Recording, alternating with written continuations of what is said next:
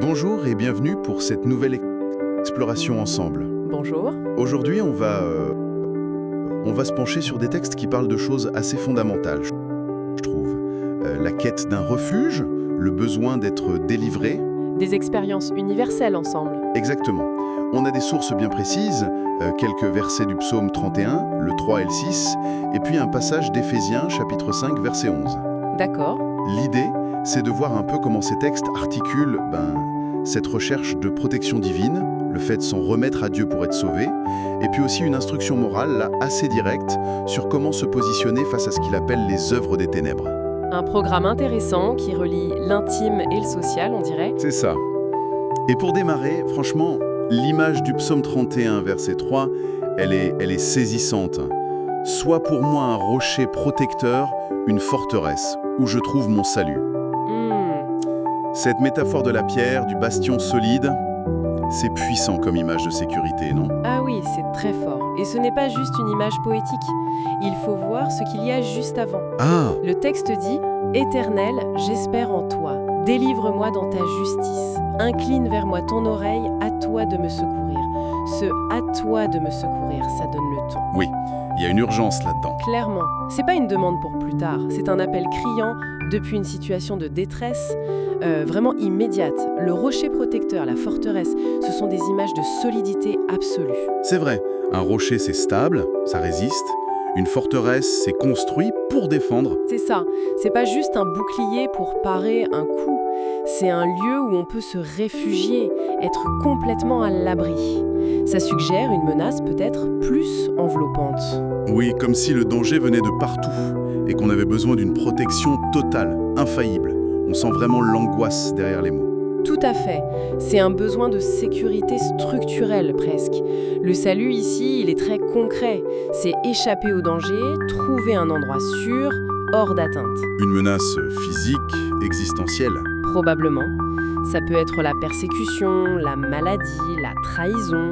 Les psaumes sont pleins de ces situations où la vie même est en jeu. D'accord.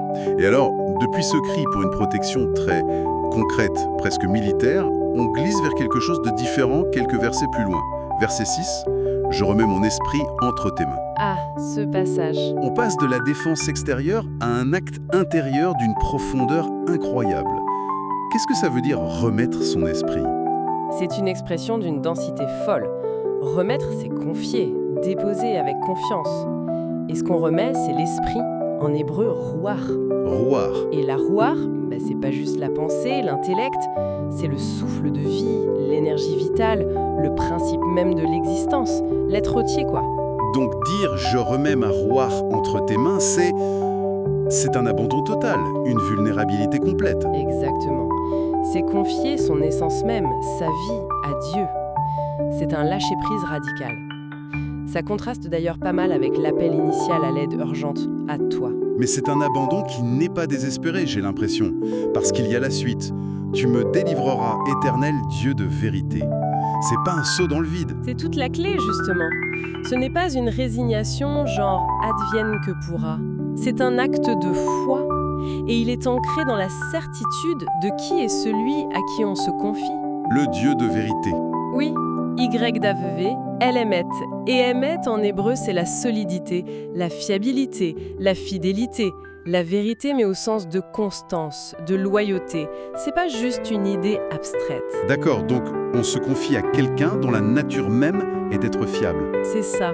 Du coup, la délivrance attendue, c'est pas juste un vœu pieux, c'est vu comme la suite logique de cet acte de confiance en un Dieu qui est vérité, qui est fidèle. Donc la confiance n'est pas la récompense de la délivrance, elle en est presque la condition ou l'acte qui l'initie, parce qu'elle repose sur le caractère de Dieu.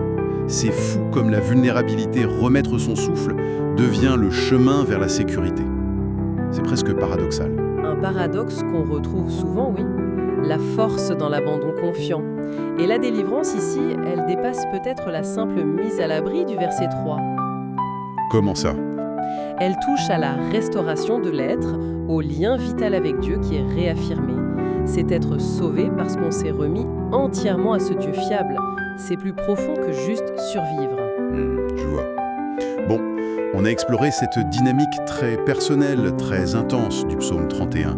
Le besoin criant de refuge, puis cet abandon confiant qui attend la délivrance.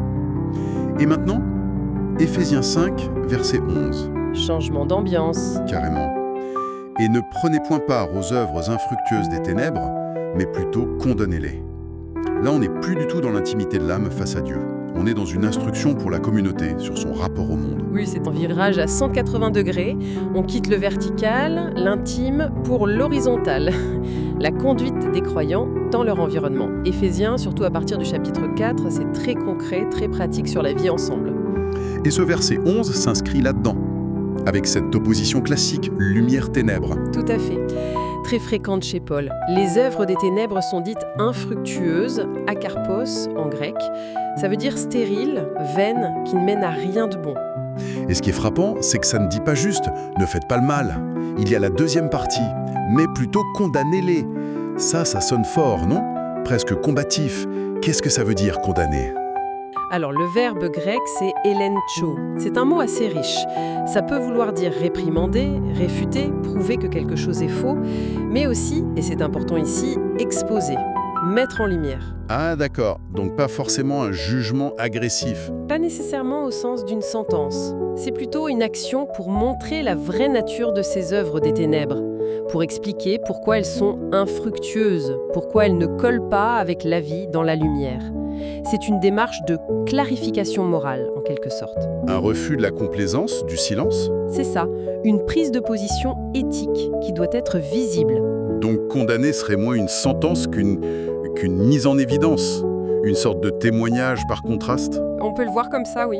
Mais ça doit quand même créer des tensions, j'imagine. Refuser de participer et en plus exposer, réprouver, faut un certain courage pour affirmer ces valeurs comme ça? Bien sûr, ça implique une démarcation nette, potentiellement inconfortable. Il y a une responsabilité, pas juste pour soi, mais pour la clarté morale autour de soi. Et la délivrance ici, elle prendrait quel sens alors? Peut-être moins une intervention divine directe pour me sauver moi, comme dans le psaume, que le fait de préserver son intégrité et celle de la communauté en refusant d'être absorbé par ce qui est vu comme mauvais et en éclaircissant les enjeux. L'action du croyant est ici au premier plan. C'est là que ça devient super intéressant de comparer les deux textes. Dans le psaume, on se sent plutôt objet de la délivrance divine après avoir crié ou fait confiance. Une posture plus réceptive, oui. Alors qu'ici, dans Éphésiens, le croyant est acteur. Il participe à une forme de délivrance morale par son refus et sa dénonciation. Comment ça marche ensemble, ces deux visions? C'est la grande question, non? Est-ce que c'est l'un après l'autre? Faut d'abord trouver le refuge et la confiance en Dieu, psaume, pour ensuite avoir la force de se positionner dans le monde, Éphésiens. Les deux en même temps, deux facettes d'une même pièce, la relation intime avec Dieu qui nourrit l'action éthique, et peut-être l'inverse aussi. Les textes ne le disent pas noir sur blanc, mais ils présentent ces deux aspects comme essentiels. Ils coexistent dans l'Écriture.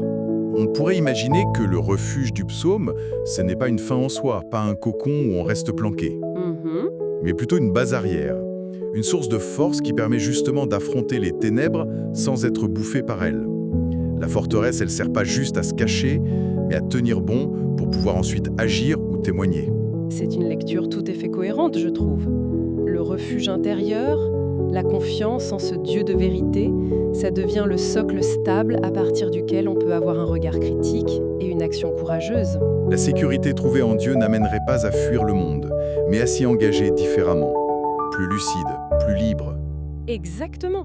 Et du coup, la confiance un peu passive « tu me délivreras » et la responsabilité active « condamnez-les » ne seraient plus opposées mais interdépendantes. L'une rendrait l'autre possible. C'est frappant, cette tension dynamique.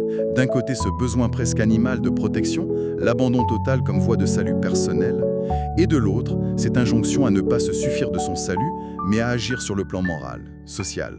Et cette tension, elle est au cœur de beaucoup de spiritualité, non? Comment on articule la contemplation et l'action, la paix intérieure et la justice extérieure, le soin de son âme et la responsabilité pour le monde? C'est vrai. Ces versets mis côte à côte nous plongent vraiment là-dedans. Ils suggèrent qu'une foi authentique, telle qu'il la présente, ça implique à la fois d'être profondément réceptif à la grâce, à la protection de Dieu, et en même temps d'être acteur dans la manifestation de ce qu'on croit être bon et vrai. Bon, alors, si on essaie de récapituler un peu tout ça, On est parti de cette image forte du psaume 31.3, Dieu comme roc, comme forteresse, un refuge vital, urgent. Une recherche de sécurité très concrète, oui. Ensuite, avec le verset 6 du même psaume, on est allé plus à l'intérieur. Cet acte radical de remettre son esprit, son souffle, entre les mains d'un Dieu de vérité. Un abandon basé sur la confiance qui attend la délivrance. Une confiance qui mélange vulnérabilité et certitude fondée sur la fiabilité de Dieu. Et pour finir, Éphésiens 5.11 nous a emmenés ailleurs, sur le terrain de la responsabilité éthique communautaire. Il ne s'agit plus seulement de chercher refuge, mais d'agir. Refuser de participer aux œuvres des ténèbres et même les condamner, c'est-à-dire les exposer. Une exigence de discernement, de positionnement moral clair. C'est une conséquence de vivre dans la lumière. Et en reliant ces 3 points, on voit se dessiner. Peut-être pas un chemin linéaire, mais différentes facettes d'une même expérience spirituelle complexe. Tout à fait. Si on élargit un peu la perspective, ces textes montrent bien que la vie spirituelle, ce n'est pas juste chercher son bien-être perso ou fuir les problèmes. Non. Ce refuge intérieur, cette sécurité dont parle le psaume, on pourrait le voir comme une ressource clé, pas une fin en soi. Une ressource pour quoi faire? Une ressource qui équipe, qui donne la force et la lucidité pour naviguer dans le monde avec intégrité, avec discernement, comme le demande Éphésiens. La délivrance personnelle qu'on espère ou qu'on reçoit semble appelée à une responsabilité active. Éphésiens. Il y aurait comme une sorte de va-et-vient entre l'intérieur et l'extérieur, entre ce qu'on reçoit et ce qu'on fait. C'est une lecture qui tient la route, oui. Et ça pose cette question fondamentale sur le but de la foi.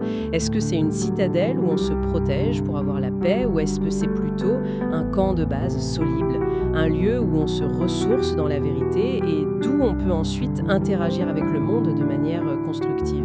Même si ça implique parfois de devoir condamner, d'exposer ce qui semble destructeur. Exactement. Ces textes suggèrent vraiment une dynamique où recevoir la grâce, la protection qui est une dimension plus passive, appelle et rend possible une action éthique choisie qui est une dimension active. La complémentarité semble plus juste que l'opposition. C'est une perspective vraiment riche. Et ça nous laisse avec une question en suspens, une réflexion à continuer, je trouve. Ces passages nous invitent en fait à réfléchir à cet équilibre délicat. Comment on fait pour cultiver ce refuge intérieur, cette confiance profonde des psaumes, ce sentiment d'être ancré dans quelque chose de vrai qui nous dépasse?